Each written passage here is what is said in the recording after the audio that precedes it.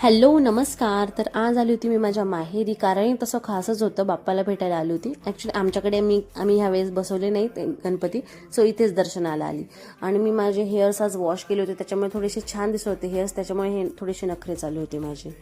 त्यानंतर मस्त आता म्हटलं देवपूजा करून घेऊया. मी बाप्पाला हे मोदक आणले होते आणि बाप्पा किती सुंदर दिसतोय, खूपच मस्त वाटत होता. थोडेसे फोटो सेशन पण झालं, फोटोज क्लिक करून घेतले आणि खूप प्रसन्न आणि इथे मम्मी आरतीची तयारी करत होती आणि मम्मीने नंतर मला हळदी कुंकू लावून घेतलं आणि मी आली म्हटल्यावर आरती ते मीच करणार होती.